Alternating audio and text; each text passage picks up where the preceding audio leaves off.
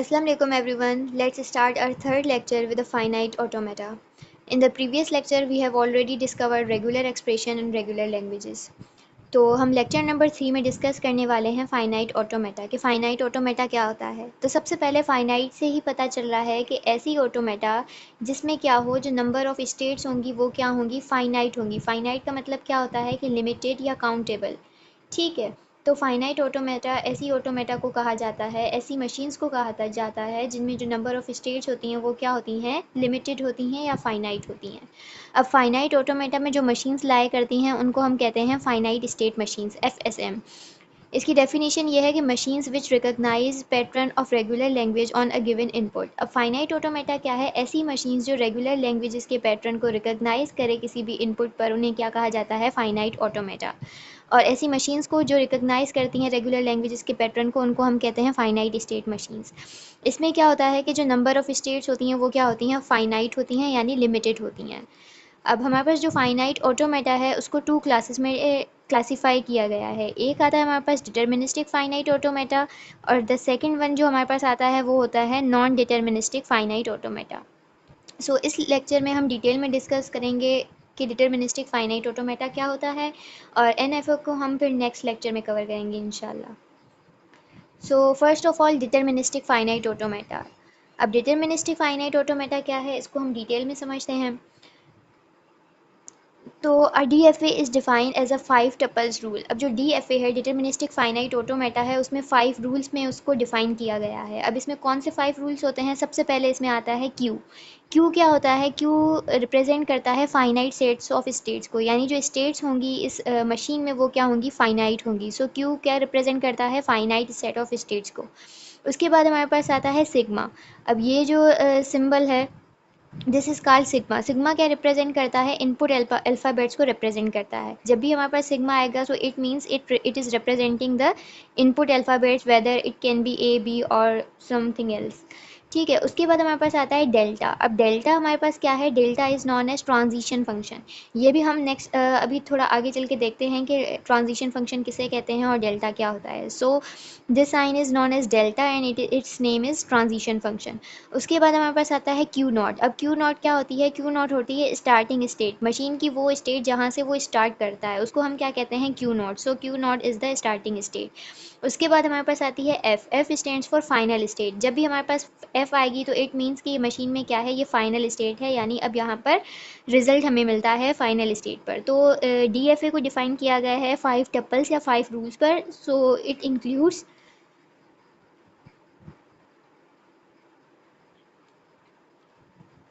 Q, sigma, delta, Q naught, and F. These are the 5 tuples that define the DFA. ठीक है, उसके बाद हमारे DFA। अब DFA की प्रॉपर्टीज़ कौन सी हैं, यानी ऐसी प्रॉपर्टीज़ जिनसे हम रिकॉग्नाइज़ करते हैं कि हाँ भाई ये जो फाइनाइट ऑटोमेटा है ये कौन सा है, डिटर्मिनिस्टिक है। हमें कैसे पता चलेगा कि कोई भी अगर मशीन है वो डिटर्मिनिस्टिक है, तो इसकी कुछ प्रॉपर्टीज़ हैं जो हम यहाँ पे डिस्कस करेंगे। तो सबसे पहले प्रॉपर्टी है डिटर्मिनिस्टिक। नाम से ही उसका जो नाम है वही है डिटर्मिनिस्टिक। अब इसका क्या मतलब है, इसका मतलब है exactly one transition for each input symbol from every state. यानी एक स्टेट से किसी भी एक इनपुट के लिए क्या होगी, कोई एक ट्रांजिशन ही होगी। अब इसको मैं आप लोगों को समझाती हूँ कि फॉर सपोज़ अगर मेरे पास एक स्टेट है Q, और अगर मैं इस पर अप्लाई करती हूँ A, तो ये कहाँ पे जाएगा, फॉर सपोज़ अगर इसने ट्रांजिशन की Q1 पे, तो अब ये क्या हुआ, एक इनपुट से एक स्टेट पर एक ही ट्रांजिशन हुई। जब मैंने Q पे A अप्लाई किया तो वो ट्रांजिशन कहाँ हुई, Q1 पर ही हुई। ऐसे नहीं हो सकता कि मैं Q पर A अप्लाई करूँ और वो एक स्टेट तो Q1 पे जा रहा हो और एक स्टेट में वो कहाँ पे जा रहा हो, 2 पे। तो ये पॉसिबल नहीं है। ये क्या हो जाएगा, ये DFA की प्रॉपर्टी को सेटिस्फाई नहीं करता। अब क्यों सेटिस्फाई नहीं करता है कि DFA में क्या है, डिटर्मिनिस्टिक है, यानी किसी एक स्टेट से कोई एक इनपुट जब आप अप्लाई करेंगे तो वो किसी एक ही ट्रांजिशन करेगा, कोई एक ही ट्रांजिशन करेगा। ऐसे नहीं हो सकता कि एक ही इनपुट पर दो अलग अलग किस्म की ट्रांजिशन हो, तो ये DFA में अलाउड नहीं है। ठीक है, तो डिटर्मिनिस्टिक का मतलब ये है कि अगर आप किसी एक स्टेट पर कोई एक सिंबल अप्लाई करेंगे तो कोई एक ही ट्रांजिशन होगी। Multiple transition are not allowed in DFA। Second हमारे पास है नो एप्सिलॉन ट्रांजिशन।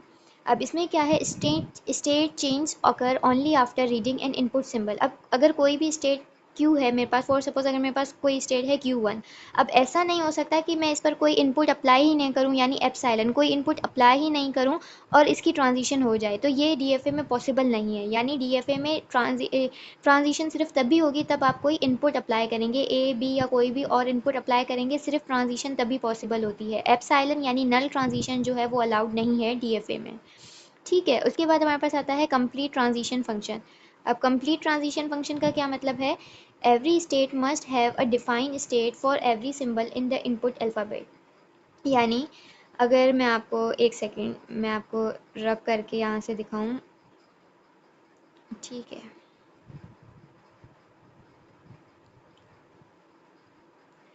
तो जो हमारी थर्ड प्रॉपर्टी है वो क्या कह रहा है? Complete transition function, every state must have a defined transition for every symbol in the input alphabet. इसका सिंपली मतलब ये है कि मैंने आपको कहा था कि डेल्टा मैं आपको बाद में समझाती हूँ, तो मैं सबसे पहले आपको ट्रांजिशन फंक्शन समझाती हूँ कि ट्रांजिशन फंक्शन क्या होता है, उससे फिर ये थर्ड वाली प्रॉपर्टी आपको क्लियर हो जाएगी। तो ट्रांजिशन फंक्शन जो मेरा डेल्टा है वो ये होता है, delta is equal to Q into sigma. अब इसका ये मतलब है कि ये नंबर ऑफ़ स्टेट्स हैं और ये क्या है? इनपुट अल्फ़ाबेट है। अब इसका ये मतलब है कि अगर मेरे पास नंबर ऑफ़ स्टेट्स 2 हैं, Q1 और Q2, मेरे पास 2 स्टेट्स हैं और इनपुट सिंबल मेरे पास क्या है? AB। तो इसका मतलब ये है कि अब ये जो AB है ये दोनों पर अप्लाई होगा, यानी आप लोग Q1 पर भी AB अप्लाई करेंगे और Q2 पर भी AB अप्लाई करेंगे। तो इसका मतलब ये होता है कि ट्रांजिशन फंक्शन टेबल जो होता है वो कंप्लीट होता है, यानी जो हर इनपुट अल्फ़ाबेट है वो हर स्टेट पर अप्लाई होगा। अगर मेरे पास 2 इनपुट अल्फ़ाबेट हैं, फॉर सपोज़ AB, तो जितनी भी स्टेट्स हैं उन सब पर AB अप्लाई होगा लाज़मी। तो इसको कहते हैं कि कंप्लीट ट्रांजिशन फंक्शन, कि भाई हर स्टेट के लिए जितनी भी इनपुट सिंबल हैं वो उस पर अप्लाई होंगे। नेक्स्ट हमारे पास है फॉर सिंगल स्टार्ट स्टेट, यानी जो स्टार्टिंग स्टेट होती है वो सिर्फ एक होती है। DFA has only initial start state, जैसे कि मैंने आपको यहाँ पे बताया कि Q0 क्या होती है? Starting state. और DFA में जो स्टार्टिंग स्टेट होती है वो सिर्फ एक होती है, Q0। Multiple starting states are not allowed in DFA।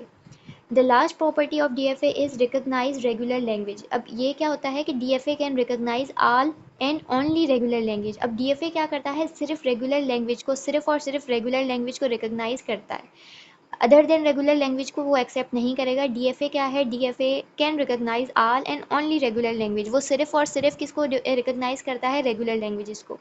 And the sixth property is multiple final states are allowed.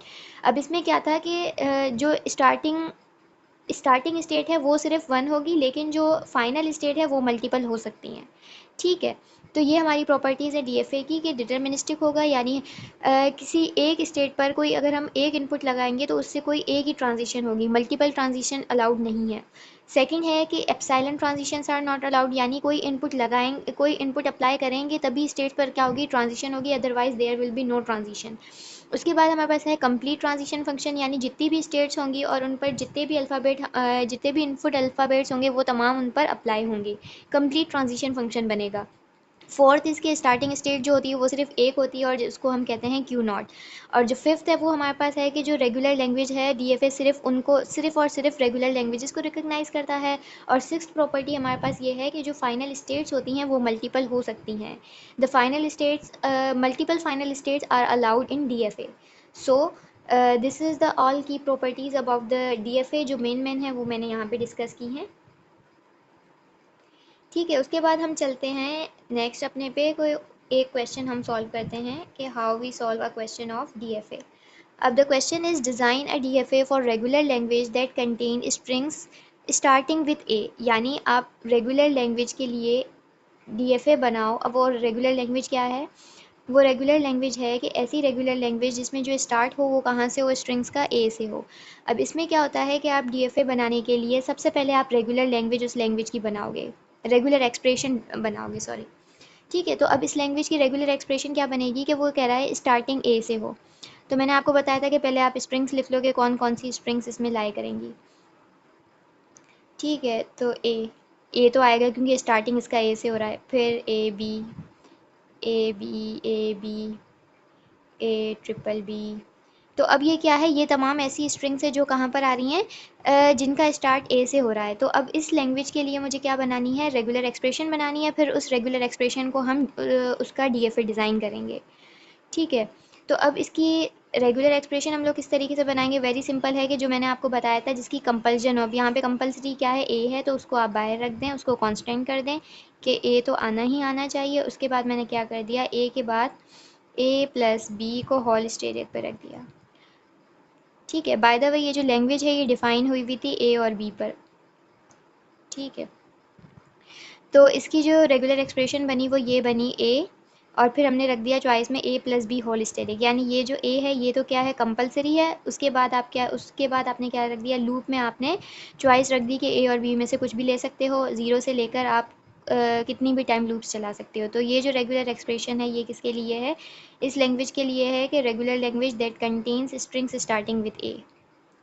ठीक है, तो ये आप लोगों को बात समझ में आ गई। अब हम इसकी क्या करते हैं, अब हम इसकी डीएफए डिज़ाइन करते हैं, deterministic finite automata machine design करते हैं।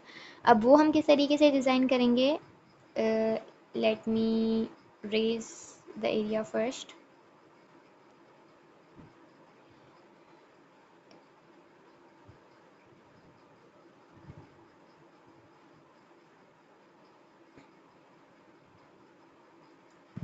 तो अब इसकी डीएफए हमने कैसे डिज़ाइन करनी है, मैंने आप लोगों को बताया था कि जो डीएफए में स्टार्टिंग स्टेट होती है उसको हम क्या नाम देते हैं, उसको हमने नाम दिया था क्यू नॉट।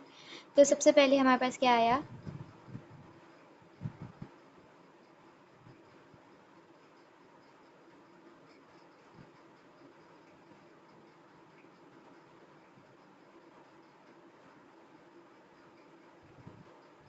तो सबसे पहले हमारी जो डीएफए की स्टार्टिंग स्टेट होती है वो क्या होती है, क्यू नॉट। ठीक है, अब क्यू नॉट पे मैंने क्या किया कि जब भी मैं क्यू नॉट पर ए अप्लाई करूं तो वो क्या आना चाहिए, अब क्यू नॉट स्टेट पे मैंने ए अप्लाई किया तो उसका ट्रांजिशन हुआ और वो किस स्टेट पे चली गई, क्यू वन स्टेट पे चली गई। ठीक है, अब देखें जो मैंने स्ट्रिंग्स बनाए थे अगर आपको वो मैंने रेज कर दिए, तो उसमें ए भी स्ट्रिंग था, ए बी बी भी था, ए बी, ये तमाम स्ट्रिंग्स क्या करते थे, इस लैंग्वेज में लाया करते थे। तो सबसे पहले अगर मैं छोटी स्ट्रिंग की बात करूँ तो वो ए बन रहा है।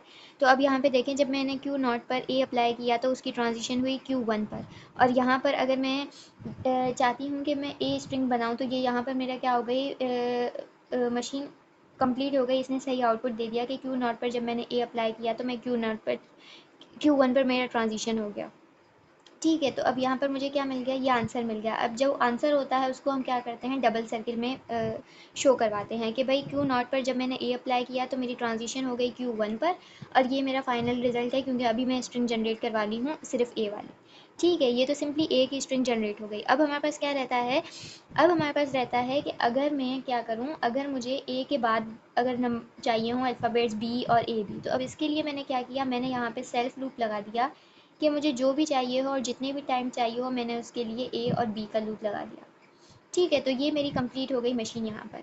अब आप लोग यहाँ पे देखें, मैंने आप लोगों को बताया था कि डीएफए में क्या होता है, डीएफए में ये होता है कि अगर मेरे पास दो इनपुट अल्फ़ाबेट्स हैं ए बी, तो वो ए बी क्या होगा, क्यू नॉट पर भी अप्लाई होगा और क्यू वन पर भी अप्लाई होगा। तो आप लोग देखें क्यू वन पर तो ए और बी दोनों अप्लाई हो गए हैं, लेकिन क्यू नॉट पर क्या हुआ है, सिर्फ ए अप्लाई हुआ है, बी अप्लाई नहीं हुआ है। ठीक है, तो अब हम क्या करेंगे, क्यू नॉट पर बी अप्लाई करूँगी। अब जब मैं क्यू नॉट पर मैंने बी अप्लाई किया तो मैं कहाँ पे चली गई, एक और स्टेट पे चली गई जिसका नाम क्या है, क्यू टू में रख देती हूँ।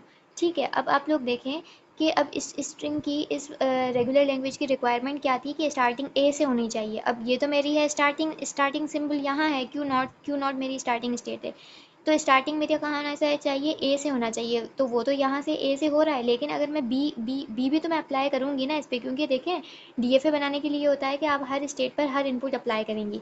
अब ए तो मैंने इस तरफ अप्लाई कर लिया, लेकिन बी को मैंने जब अप्लाई किया तो ये यहाँ पे बी चला गया Q naught, Q two state पर। अब क्यू टू स्टेट पर भी मुझे क्या करना पड़ेगा, ए और बी दोनों अप्लाई करने पड़ेंगे। जब ए और बी मैंने दोनों अप्लाई किया तो मैंने इसको क्या कर दिया, इसको मैंने लूप लगा दिया ए और बी का, और यहाँ पे ये जो बन गई ये क्या बन गई, ट्रैप स्टेट बन गई। ये ट्रैप स्टेट क्यों है, क्योंकि ये देखें ये फाइनल स्टेट नहीं है। फाइनल स्टेट को हम किस तरीके से शो करते हैं, हम टू टाइम्स राउंड लगा देते हैं, डबल सर्किल बनाते हैं। अब ये फाइनल स्टेट हमारी तो ये है, लेकिन ये जो है ये क्या है, ये जो है इसको हम कहते हैं ट्रैप स्टेट या डेड स्टेट। अब ट्रैप या डेड स्टेट क्या होती है, a state in DFA from which once enter the automata can never reach an accepting state. DFA में ऐसी स्टेट जिसमें एक दफ़ा हम इंटर हो जाएं तो हम कभी भी फाइनल स्टेट तक नहीं पहुंच सकते। तो आप लोग यहाँ पे देखें कि यहाँ पे क्या होगा, कि अगर मैं स्टार्टिंग में मैं बी इनपुट कर ले लेती हूँ, यानी स्ट्रिंग का अगर स्टार्ट में बी आ जाए तो फिर मैं क्या हो गई, तो फिर मैं Q2 पर आ गई, और जब मैं Q2 पर आ गई तो मैं यहाँ पे लूप में फंस गई, क्योंकि यहाँ से मैं फाइनल स्टेट तक जा ही नहीं सकती। तो this is called trap state and this is the DFA for this language. ठीक है, मैं एक दफ़ा फिर से क्लियर तरीके से बना लूँ कि स्टार्टिंग स्टेट मेरी क्या थी, क्यू नॉट थी। This is the starting state. इस पे हमने क्या किया, इस पे हमने ए अप्लाई किया तो वो कहाँ पे चला गया, नेक्स्ट स्टेट पे जो हमारी थी Q1। अब Q1 हमारे पास क्या है, इसको हम कह रहे हैं फाइनल स्टेट। अब ये हमें कैसे पता चला, क्योंकि मैंने यहाँ पे डबल सर्किल बना लिया है। जब डबल सर्किल बनता है तो वो स्टेट फाइनल होती है। ठीक है, अब Q1 फाइनल तो हो गई, लेकिन Q1 पर अभी ना हमने ए अप्लाई किया है ना बी अप्लाई किया है, तो हमने क्या किया, यहाँ पे लूप में ए और बी दोनों अप्लाई कर दिए, क्योंकि ये हमारी रिक्वायरमेंट है रेगुलर स्ट्रिंग की कि स्टार्टिंग ए से होना चाहिए, लेकिन बाद में कुछ भी आ सकता है, ए भी आ सकता है और बी भी आ सकता है। इसके लिए हमने क्या लगा दिया, लूप लगा दिया।